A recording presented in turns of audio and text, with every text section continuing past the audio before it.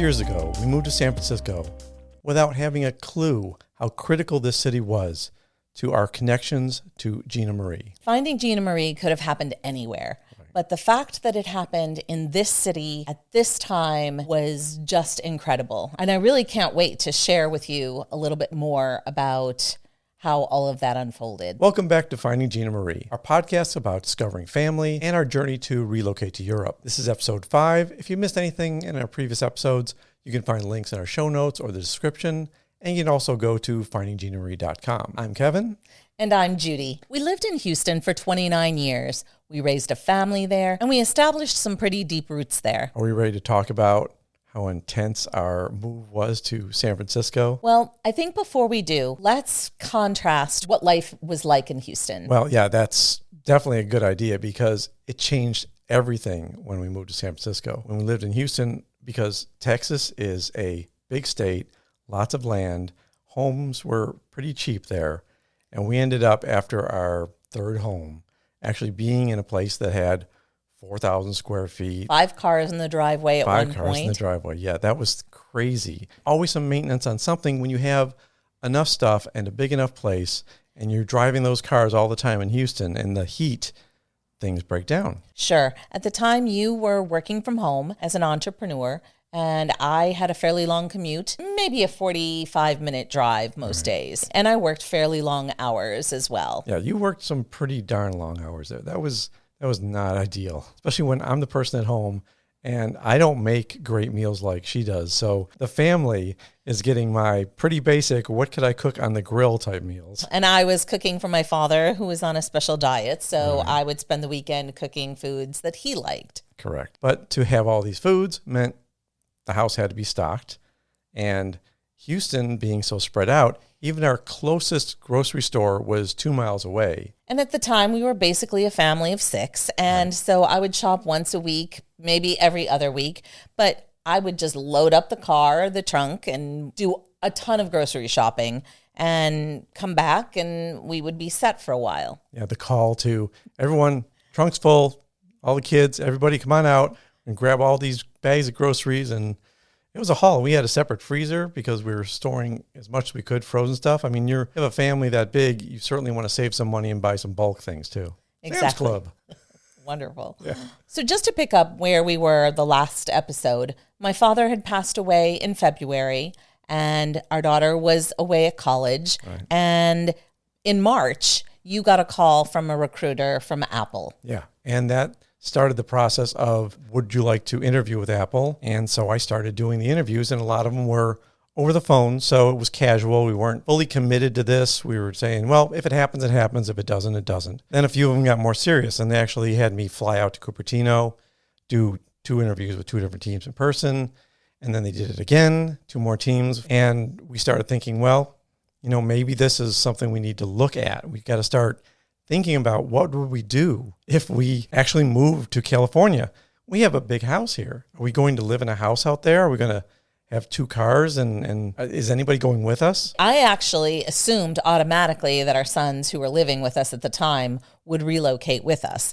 And our daughter, who was in college, I kind of expected that she'd always been talking about wanting to live in California. So I just assumed that this would all be this great family move. Right. I was starting to feel like, well, maybe this isn't going to happen. And a couple more opportunities showed up at Apple. And while I was in San Francisco at a developers conference that happened every year, they actually had me interview again. So that time, it actually got more serious. And I came back from San Francisco, had to go back out the next weekend and do the final round of interviews, and I got an offer. So that was the middle of June, and that meant that we had to make a decision about what we were going to do. So while I'm negotiating what my starting salary would be and all the rest, we're also starting to look at where would we live. Here we were a little bit later on in our lives. If we were going to be making a shift, we might as well make a big shift. So how about if we live in San Francisco and live in the city? But we started researching online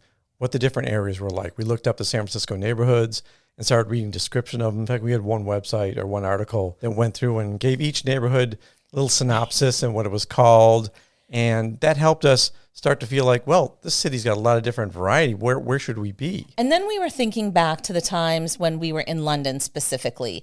And there was one occasion where we were in a hotel that had a kitchenette, and it wasn't very large, but we actually at the time had said, we could live like this. Right. I was thinking back to that when we were getting ready to relocate to the other side of the country and made the decision that, okay, we could live in small space. We could live in the city proper. We don't necessarily need a car. We'll kind of go back and forth on that. I think we had thought about taking one car. At least one was our initial thought. Correct. But the idea was that why would you live in the suburbs of San Francisco when you could actually live in the city proper?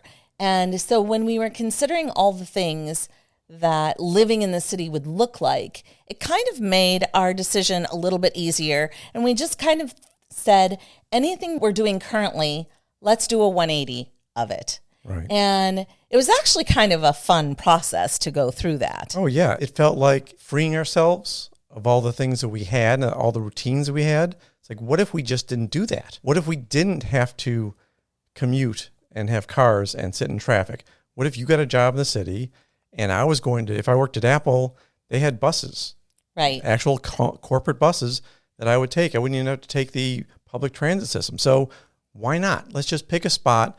And we looked at a couple areas that were on major lines for the buses that went to Apple. And then we started looking at, okay, what are those neighborhoods like? We started doing our shopping on the apartment websites. Zillow, and we had a couple other ones too, but Zillow was our really main liked one. Zillow. Yeah. It gave us an opportunity to just see what places were there, and it had great filters. Sure. I think what was challenging was that we had a list of criteria of things that we wanted. At the time, we thought, all right, we would like a fireplace again. We wanted 2 bathrooms, 2 bedrooms, because if our kids weren't going to come with us, we wanted to at least be able to have them visit and have a place to stay. After we started looking at all the details of where we could actually go, I got the paperwork. That was an offer from Apple, went back and forth a couple times, signed the offer.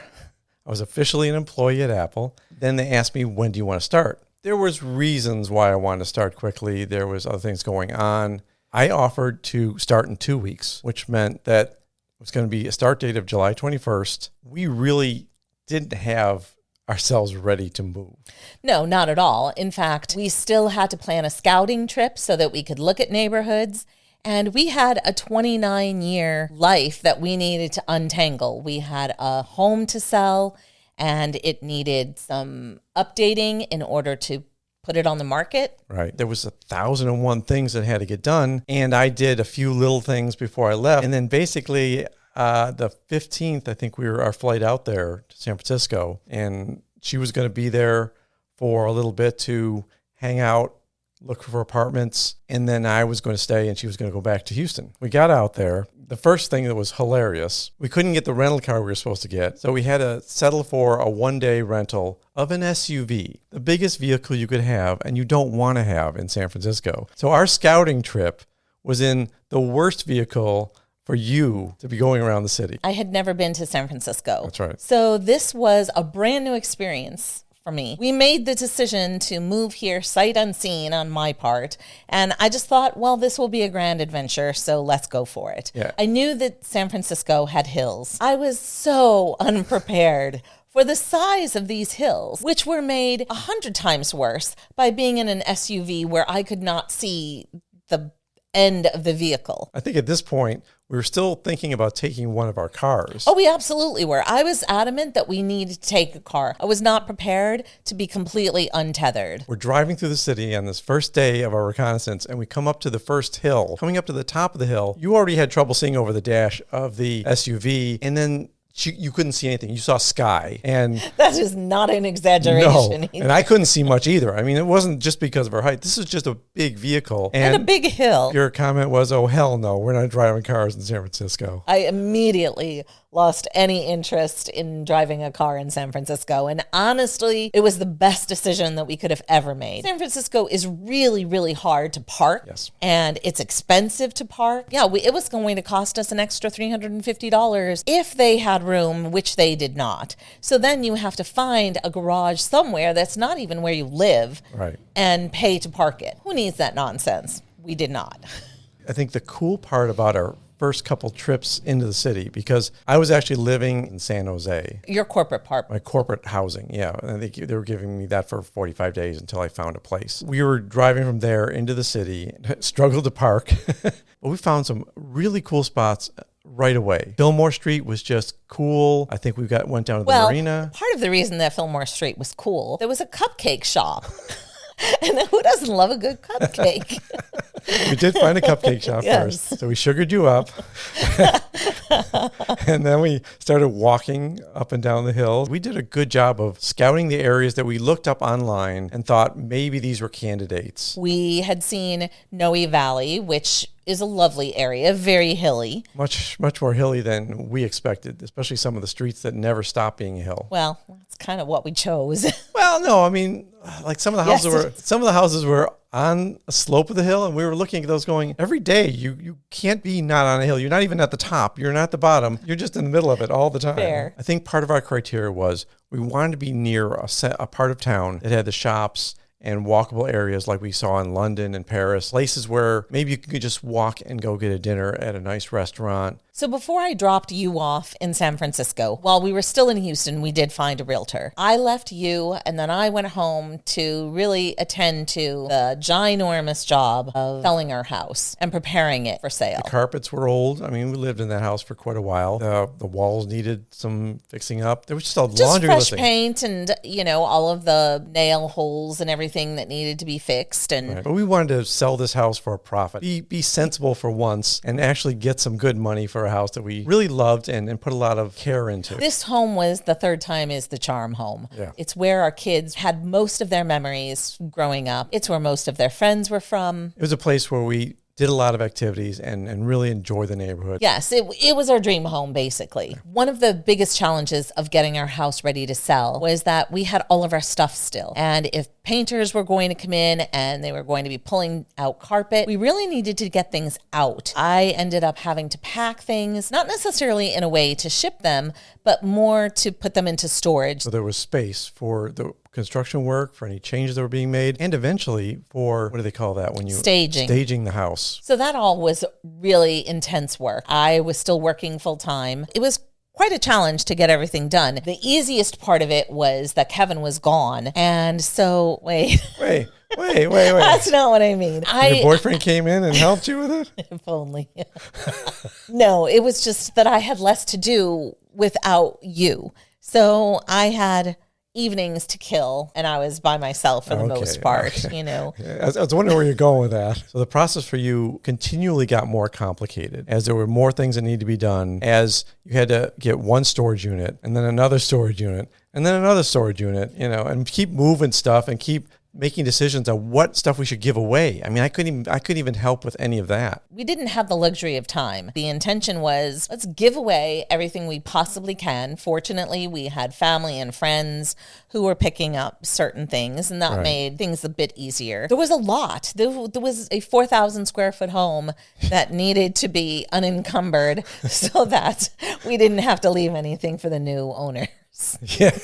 This was the first time we'd ever spent any significant time apart. Right. You and I have each been on business trips for probably no more than a week at a time. Oh, yeah. And this was really 3 months. I don't know if we planned it being that long, but I think you also had to kind of wrap up stuff at your work. Well, I was very fortunate because I had given notice. The executive that I worked for gave me the opportunity to stick around and work on some big projects that they were trying to close out. So while I was taking care of everything in our house and closing that down and preparing it for sale, you were taking care of things over here in San Francisco. Do you want to talk a little bit about that? Well, I was trying to take care of things in San Francisco. You know, it's always tricky when you're starting a new job, got a lot of pressures on you. And I was trying to be impressive at Apple, which is hard because there's a lot of smart people at Apple. In addition to starting the new job, I was trying to do the apartment hunting. And we ran into some roadblocks early because it was pretty much a seller's market at the time. So there wasn't a whole lot of property available, and the properties that were available, people were lining up for them. And one of the things that makes it even more challenging, I was in Houston, you were in San Francisco. Right. You were being entrusted with finding the apartment when I hadn't actually been able to see the space in person. I was getting nervous because the first few places I went to were just not at all what we had envisioned. We envisioned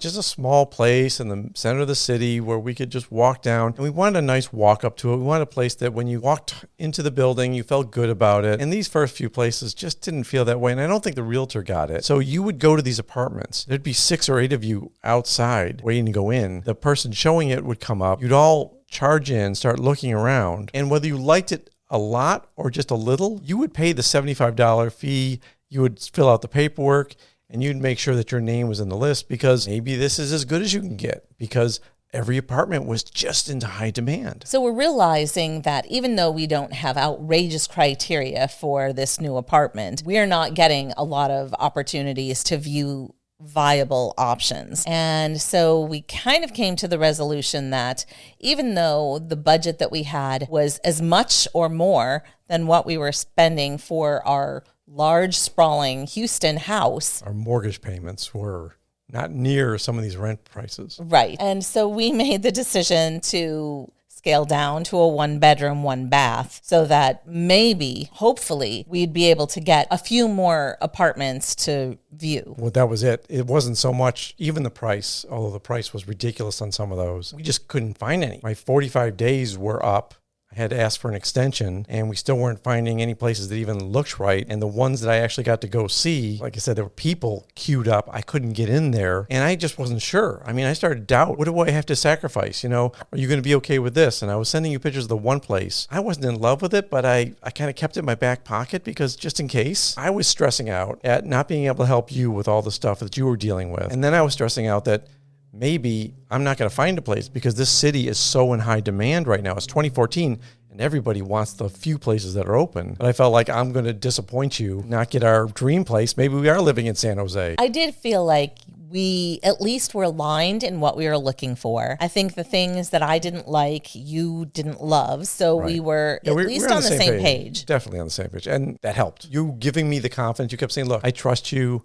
I know you're going to pick a good place. It'll be fine. You were very worried, and I was much less so for whatever reason. I guess I felt like things were falling into place all along in ways we couldn't have asked for. I was really just trusting that this was going to be more of the same. I guess we had expectations from our visits to London, especially. Like I took London away from you by moving to San Francisco. So I wanted to make this a good experience. I wanted us to move into a place that we really loved because we loved our home in Houston. We didn't need space. We could sacrifice a lot of things, but it had to be nice enough that we weren't feeling like, how can we live here? So after all the drama, I did actually find an apartment and got very lucky because I was looking at an apartment around the corner and at the last minute, my realtor said, oh, and there's another one just a block away. I said, great, I'll go to that one first. So I went to that one first.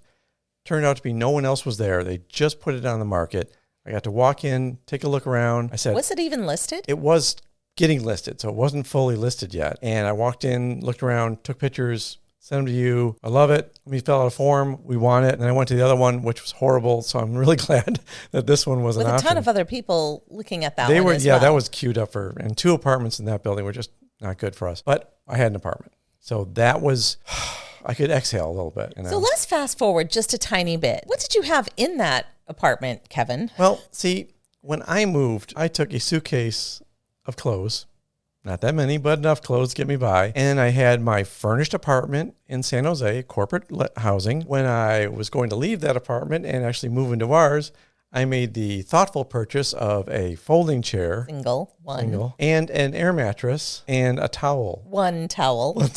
Well, I didn't want to have towels that weren't going to match what you wanted. So I needed something to dry off. So basically, I had these 3 things. Did you have a pot? One pot? No, I didn't have any pots. There wasn't even a microwave in this new apartment. There was no microwave. I gave you my full inventory list. I moved in the city and blew up my air mattress. There was nice wooden floors. Hardwood, yeah. Air mattress on the wooden floor in the bedroom, folding chair in the living room so I could look out the window. I did buy networking equipment so I could work from the apartment. I needed that. And that was it. That's all I had. And I had the good fortune coming in to town and celebrating my 50th birthday. I think your boss was very generous and paid for a trip. He did. I forgot about that. He's a great boss. Yeah, he's really nice. I come into the apartment, which was lovely, and we made an excellent choice. Checked a lot of the boxes of nice walk up, pretty layout. It had a dining room, so we could actually keep our dining room set. Yeah, except that there was one chair, and then somebody else had to sit on the bed, and we both had to towel off with the same towel. Hey, you know. It was the whole adventure of it. It was the adventure, and you need to experience what I was experiencing. The one day when I was apartment hunting, I went down the street to Fillmore, went to this nice little restaurant and talked to the proprietor. He was very nice. He was asking what I'm doing in San Francisco. Oh, we're looking for apartments. Well, I hope you get something, and left.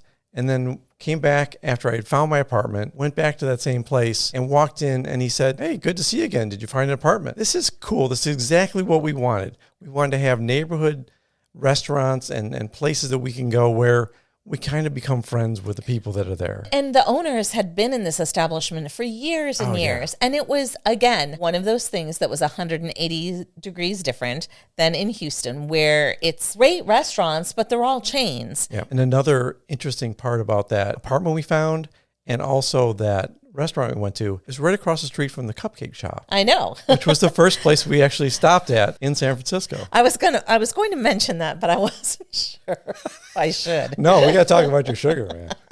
Unfortunately, you couldn't stay very long. This was a quick trip. So you had to go back and finish up the process of selling our home. Right. Which actually didn't take that much longer. It took maybe less than a month. My permanent return ticket was, I think, dated October 21st. Wow. So almost exactly however many months from July.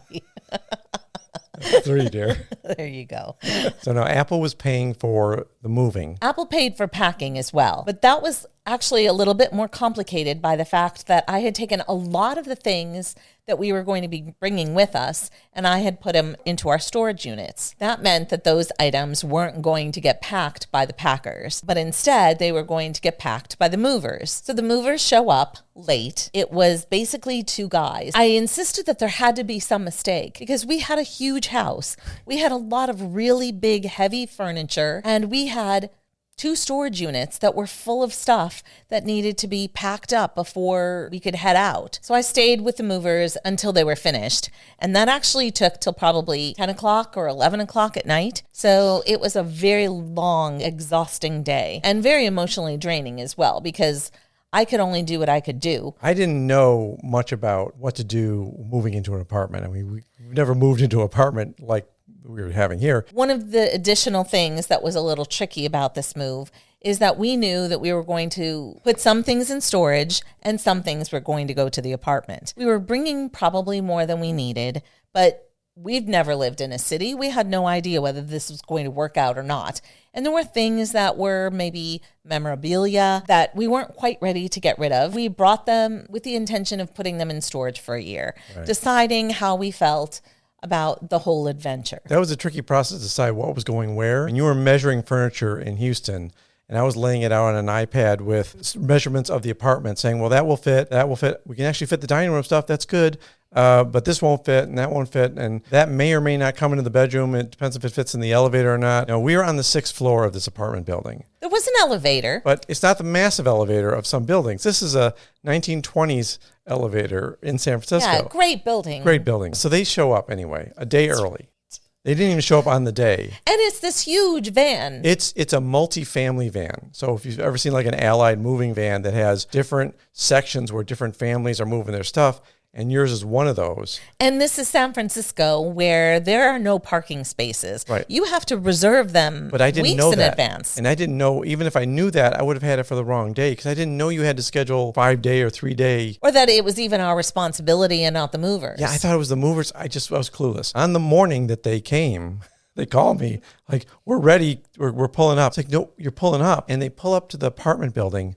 Well, there's no parking. There's the spaces in front of the building were all full. And this massive truck that took up 2 apartment buildings almost. And it was the same 2 men. And they said, we have more people coming to help us, which didn't happen until much later that day. But they started taking this stuff out of the truck. And I said, how long is it going to take? It should only take a couple hours, maybe 3 hours. And the expectation was that there were items in the van that were going to go to our storage unit. Right. Unloading the truck. They said, you're on the 2nd floor, right? I said, no, I'm on the 6th floor. They went, oh, well, that may take us 5 or 6 hours then. So it was a crazy day. I mean, I was running, trying to apologize to our neighbors because people were mad because I was blocking. There's garage exits on the building. And this truck was literally blocking all of them. In fact, a very nice old lady. She said, I need to get out. I said, well, I just got the truck parked to the curb. We just got all the cars moved. Can I help you with something else? She goes, well, I've driven the car down the sidewalk before and exited that other way. I said, well, if you could do that, that'd be great because I really can't have them move the truck. She goes, oh, no, I'm not doing it. Here's the keys. So I drove her Mercedes down a San Francisco sidewalk, got it off onto another street, panicking. It's like, oh, here I am. I'm going to wreck my neighbor's Mercedes on day one. What started off as 2 or 3 hours turned into an all-day affair. We didn't get to the storage unit till it was almost closing. And at the storage unit, finally more people showed up. A little late by then because all the hard work of taking stuff up multiple flights of stairs because our couches didn't go on the elevator. Neither did one other thing we had. And I felt so bad for these guys. So we both had these bookending, nightmarish move days.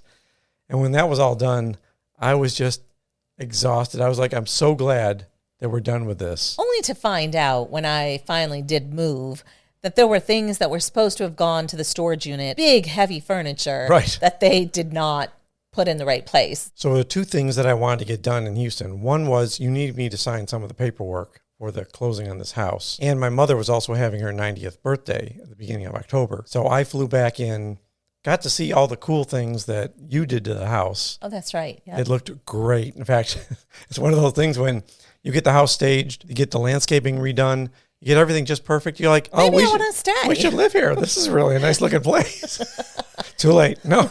We're in San Francisco. I think you were finishing up a project too at work or something that you wanted to get done before you left. You didn't want to leave them in the lurch. So I went to the birthday party, surprised my mother. It was a nice visit, and I had to go back without you. So I left, went back to San Francisco, and you finalized things and finally joined me. We finally got to live together again after 3 months of being apart. So I feel like the chaos was complete when I finally arrived in San Francisco. If you recall, when I was in town for my birthday, we couldn't see Alcatraz, so we booked it for some future date. Lo and behold, it was the date that I moved here. And we were at a great little hamburger restaurant, really enjoying ourselves, just kind of breathing a sigh of relief. And somehow or other, I got a notification on my phone saying that, we have to be at this Alcatraz event in 20 minutes. 20 minutes. And so we had to scarf down our food. Yeah. We had to figure out a way to get a lift. Yeah. And scurry to Alcatraz so that we could, or to the pier so that we could go on this tour of Alcatraz. Because we didn't make this one. Again, it was weeks before you get another visit. It would just kind of was the grand finale of our adventure of getting to San Francisco. As we start our new life in San Francisco and enjoy rushing to events that we didn't realize we had scheduled, I think it's good to end on the note that we really were enjoying this walkable city, and it kind of gave us that feeling of we got a little bit of London here. We got a little bit of our European feel to the city and felt just like we did make a huge life change. It was so massive. In a very compressed amount of time. Getting a job in June, signing papers for it in July, and moving everything and being there by October, that's pretty brief. So on that note, we've got some really cool things to talk about in episode 6, which have a lot to do with how San Francisco connected us to Finding Gina Marie. And part of this is what you surprised me with in Italy. Very interesting. You're not going to want to miss that. Thank you so much for watching us today. If you're catching us on YouTube, please give us a like. It means a lot to us. And if you are catching it on your favorite podcast player, please leave a review for our show. And if you don't want to miss any episodes, we really would love to have you subscribe so you can join us week after week and never miss a single episode. If you need any of the links or want to contact us, just go to findingginamarie.com. We love to hear your thoughts. We certainly have enjoyed the feedback we've gotten so far and appreciate anything that you want to share with us. So until next time. Until next time. I don't know where you were heading with that. We were just like really just trying to succinctly talk about talking about it was a 360. So we were choosing 180. to 180.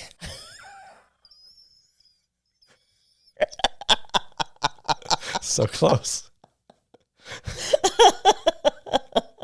Somehow we're in the same direction again.